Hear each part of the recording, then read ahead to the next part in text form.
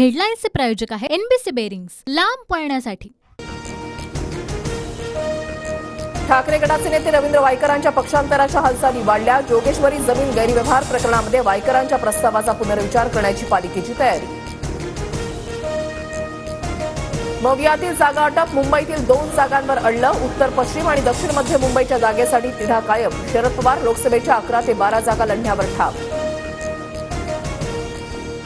मवियाकडून offer नाही, मात्र offer येण्याची शक्यता। मला उमेदवारी मिळाली तर अनेकांना आनंदच होणार। कोल्हापूर लोकसभेबाबत शाहू महाराज छत्रपतींचं सूचक वक्तव्य। उद्या शांततेत राज्यभर सकाळी 10:30 ते दुपारी 1 वाजेपर्यंत रास्ता रोको करा। आंदोलनाचं रेकॉर्डिंग करा, जरांगेंचं आवाहन। वेगळं आरक्षण मिळालं, आता आंदोलन कशासाठी? छगन भुजबळांचा सवाल। आम्हाला आंदोलन करू नका सांगणारा भुजबळ कोण? जरांगेंचं प्रत्युत्तर। पंढरपुरात कार्यक्रमावेळी चंद्रकांत पाटलांसमोर मराठा आंदोलकांची घोषणाबाजी। चंद्रकांत पाटलांकडून आंदोलकांची समजूत काढण्याचा प्रयत्न। सुनेत्रा पवार आणि सुप्रिया सुळे बारामतीच्या दौऱ्यावर। सुनेत्रा पवारांच्या हस्ते बारामतीमध्ये विविध कार्यक्रमांचं उद्घाटन, तर सुप्रिया सुळेंचे आज बारामतीमध्ये 2 मेळावे।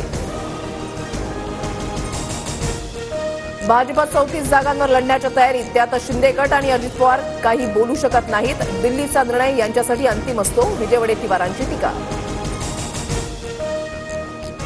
निवडणूक आयोगाकडून राष्ट्रवादी काँग्रेस शरदचंद्र पवार पक्षाला तुतारी चिन्ह। उद्या किल्ले रायगडावर तुतारी चिन्हाचं अनावरण।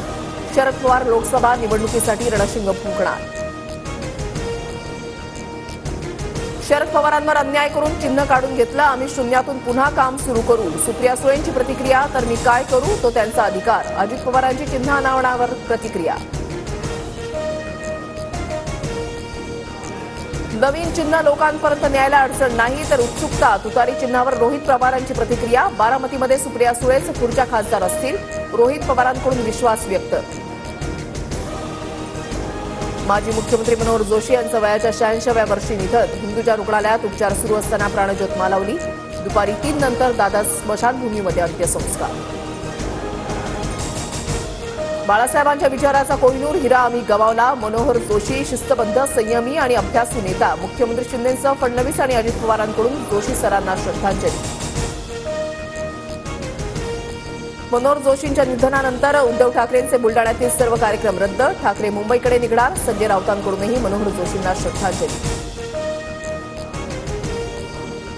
कारंजाचे भाजपा आमदार राजेंद्र पाटणी यांचं दीर्घ आजारामुळे निधन। वयाच्या 59व्या वर्षी पाटणींनी घेतला अखेरचा श्वास।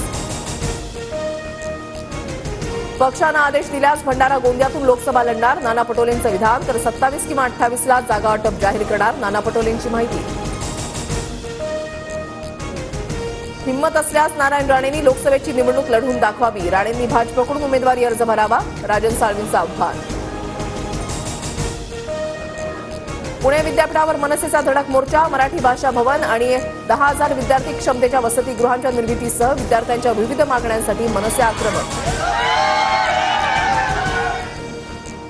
हेडलाईन्सचे प्रायोजक आहे एनबीसी बेरिंग्स, लांब पळण्यासाठी।